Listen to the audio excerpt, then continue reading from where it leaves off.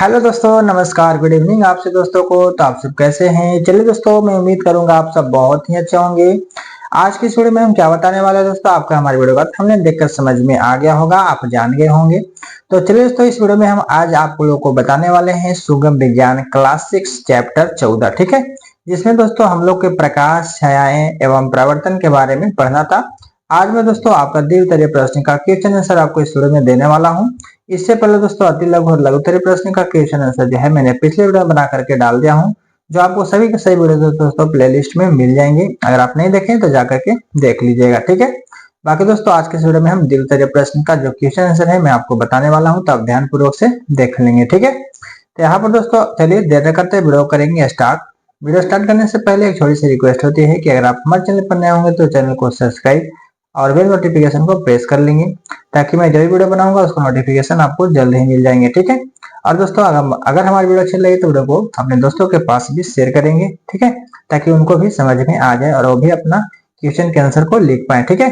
चलिए दोस्तों देर न करते वीडियो करते हैं स्टार्ट। यहाँ पर दोस्तों आपका द्वितीय प्रश्न का पहला नंबर क्वेश्चन है कि किसी वस्तु की छाया को देखने के लिए पर्दे का होना जरूरी है, इसे दिखाने के लिए एक प्रयोग का वर्णन करें, ठीक है। तो दोस्तों यहाँ पर बताया क्या चीज कि किसी वस्तु की छाया को दिखाना है तो पर्दे का होना जरूरी होता है, ठीक है।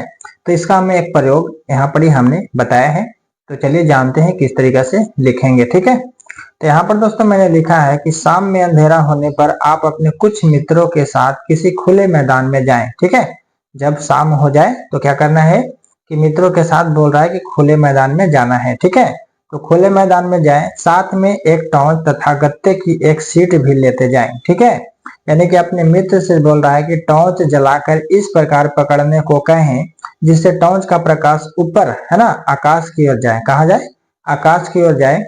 अब आप अपनी हथेली को फैलाकर टॉर्च के ऊपर कुछ दूरी पर रखें, है ना।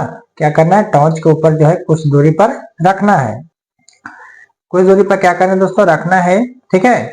अब आपके पास एक प्रकाश है ना, प्रकाश स्रोत तथा उससे निकलने वाली प्रकाश के रास्ते में एक अपारदर्शी वस्तु आपको हथेली है ना। क्या है दोस्तों? अपारदर्शी वस्तु जो है आपकी हथेली है, जिससे प्रकाश पार नहीं करता है, ठीक है। तो क्या आपको अपनी हथेली की छाया दिखाई देती है? आपका जवाब होगा नहीं, ठीक है। इसका अर्थ यह नहीं है कि आपकी हथेली की छाया नहीं बन रही है, क्योंकि आपके द्वारा फैलाई गई हथेली के ऊपर कोई पर्दा नहीं है, ठीक है, कोई पर्दा उस पर नहीं है। अब अपने मित्र से कहें कि वह आपकी फैलाई गई हथेली के ऊपर गत्ते की सीट को रखें। ऐसा करने पर आपको अपनी हथेली की छाया है ना गत्ते के सीट पर दिखाई देगी। करने का मतलब हुआ दोस्तों कि आप इस तरीके से क्या करेंगे, रखेंगे, और जब टॉर्च जलाएंगे है ना तो आपको जो है छाया दिखेगा, ठीक है। तो गत्ते की सीट यहाँ जो है पर्दे का काम कर रहा है। किसका काम कर रहा है? पर्दे का काम कर रहा है। अतः किसी वस्तु की छाया जो है ना, छाया को देखने के लिए पर्दे का होना जरूरी है, ठीक है। जैसा कि दोस्तों चित्र 14.3 में आपको दिख रहा है, तो आप इस तरीके से जो है देख सकते हैं। बाकी दोस्तों अब हम चलेंगे नेक्स्ट सेकेंड नंबर क्वेश्चन की ओर। सेकेंड नंबर क्वेश्चन आपका है किसी वस्तु की छाया का आकार उस वस्तु तथा पर्दे के बीच की दूरी पर निर्भर करता है, ठीक है। तो इसे दिखाने के लिए प्रयोग का वर्णन करना है। तो चलिए जानते हैं। यहाँ पर दोस्तों लिखेंगे इस प्रयोग को आपको बंद कमरे में करना होगा। कौन सी कमरे में दोस्तों? बंद कमरे में करना होगा, ठीक है। एक गत्ते की सीट को लेकर उसमें एक छिद्र बनाएं, है ना, और कमरे की छत से एक गेंद को लटकाएं। अब गत्ते की सीट को इस प्रकार रखें कि उसमें बना छिद्र तथा छत से लटकी गेंद है ना एक ही ऊंचाई पर हो। अब गत्ते के दूसरी ओर है ना छिद्र से सटाकर एक जलते हुए टॉर्च को रखें, जैसा कि चित्र 14.4 में दिखाया गया है, आप देख सकते हैं। यानी कि दोस्तों आपको कैमरे की दीवार पर जो है गेंद की छाया दिखाई देगी। अब एक सफेद कागज की शीट को लेकर गेंद तथा कमरे की दीवार के बीच में विभिन्न स्थानों पर रखें, ठीक है। तो आप देखेंगे कि गेंद तथा कागज के शीट जो है ना बीच की दूरी के बढ़ने से छाया का जो है आकार बढ़ता है। अतः छाया का आकार वस्तु तथा पर्दे के बीच की दूरी पर निर्भर करता है, ठीक है, जो चित्र मैंने अभी 14.4 बताया। तो इस तरीके से दोस्तों को क्या करना है, सेकंड नंबर क्वेश्चन का आंसर को लिख लेनी है, ठीक है। उसके बाद दोस्तों आपका आता है थर्ड नंबर क्वेश्चन। तीसरा नंबर क्वेश्चन दोस्तों किसी वस्तु की छाया से सूर्य की स्थिति का अनुमान लगाया जा सकता है, इसे दिखाने के लिए एक प्रयोग का वर्णन करें। ठीक है, तो चलिए जानते हैं। यहाँ पर दोस्तों आपको बताना है कि किसी खुले मैदान में जमीन में एक छड़ी गाड़ दें, है ना, जैसा कि चित्र 14.45 में आपको दिखाया गया है, देख सकते हैं आप। बोले दोस्तों कि दिन के विभिन्न समय पर उस छड़ी की छाया की लंबाई को देखें तथा इसके साथ की छाया के बनने की दिशा को भी, है ना, ध्यान से देखें।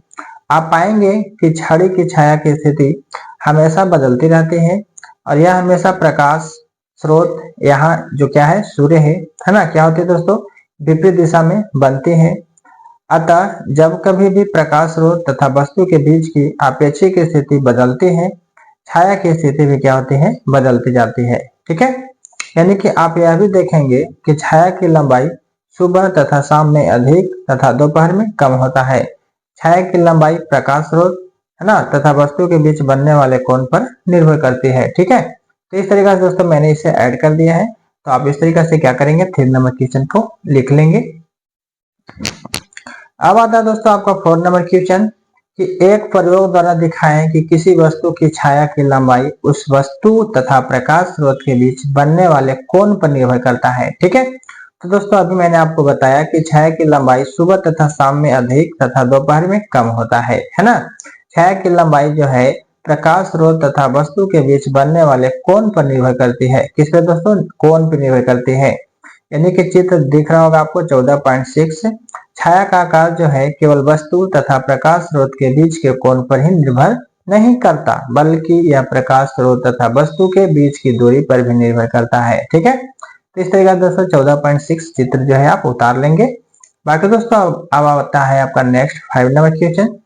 5वां नंबर क्वेश्चन दोस्तों कि प्रकाश जो है सरल यानी सीधी रेखा में गमन करता है, इसे दिखाने के लिए एक प्रयोग का वर्णन करें। ठीक है, तो यहाँ पर दोस्तों आपको बताना है कि एक पाइप का टुकड़ा या रबड़ की नली लेकर उसके एक सिरे पर एक मोमबत्ती को जलाकर रखें। ठीक है, जैसा कि चित्र 14.10 में दिखाया गया है, आप देख सकते हैं।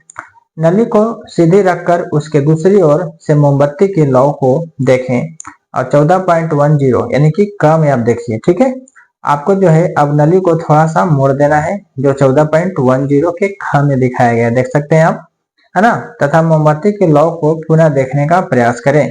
क्या मोमबत्ती की लौ आपको दिखाई देती है? आप कहेंगे नहीं। ठीक है, जब सीधा था तो दिखाई दे रहा था और जब टेढ़ा हो गया तो दिखाई नहीं दिया, तो इसलिए बोल रहा था कि प्रकाश जो है सरल सीधी रेखा में गमन करता है। ठीक है, तो इसे दिखाने के लिए प्रयोग का वर्णन करें, तो मैंने आपको प्रयोग बताया, इसका चित्र भी आप उतार लेंगे। ठीक है, उसके बाद दोस्तों आपको नेक्स्ट आता है 6 नंबर क्वेश्चन। 6 नंबर क्वेश्चन है कि एक सूची छिद्र कैमरे का वर्णन करें। क्या, तो एक सूची छिद्र कैमरे का वर्णन करना है। ठीक है, तो चलिए जानते हैं। गत्ते से बने एक आयताकार बॉक्स को ले, ठीक है, और इसके एक सिरे को काटकर हटा दे तथा इसके अंदर की सभी सतहों पर काले रंग के कागज, है ना, को क्या करे, छाट दे और खुले सिरों को एक तैलीय कागज से बंद कर दे। ठीक है, एक तैलीय कागज से क्या करना है, बंद कर देना है तथा इसके सामने वाले सतह के बीच में एक पिन की सहायता से, है ना, एक सूक्ष्म छिद्र क्या करे, बना दे और यह जो है आपका सूक्ष्म छिद्र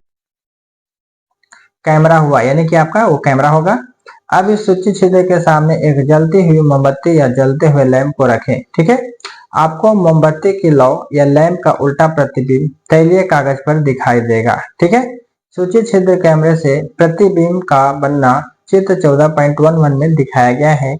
यह प्रतिबिंब वस्तु अधिक, है ना, यह प्रतिबिंब जो है बहुत अधिक चमकीला नहीं होगा, क्योंकि सूक्ष्म छिद्र से बहुत कम प्रकाश यानी कि आयताकार बॉक्स में प्रवेश करता है और प्रतिबिंब का उल्टा बनना यह दिखाता है कि प्रकाश जो है सरल यानी कि सीधी रेखा में गमन करता है। ठीक है, यानी कि इस सूक्ष्म छिद्र कैमरे की सहायता से सूर्य के तीव्र प्रकाश में सड़क पर गतिमान वाहनों तथा व्यक्तियों को देखने का प्रयत्न करें तो इन सभी के उल्टे प्रतिबिंब ही आपको दिखाई देंगे, जैसे कि चित्र 14.11 में दिखाया गया है। ठीक है, तो इस तरीके से दोस्तों आपका यहाँ पर क्वेश्चन था द्विउत्तरीय प्रश्न का। तो मैंने आपको सभी के सभी जो है बता दिया किस तरीके से आपको आंसर लिखना है। तो दोस्तों वीडियो कैसी लगी, अच्छी लगी तो वीडियो को लाइक एंड चैनल को सब्सक्राइब, बेल नोटिफिकेशन प्रेस और वीडियो को शेयर जरूर करेंगे। बाकी मिलेंगे दोस्तों नेक्स्ट वीडियो में, जब तक के लिए इतना ही, best of luck. So thank you, all the best, जय हिंद, जय भारत।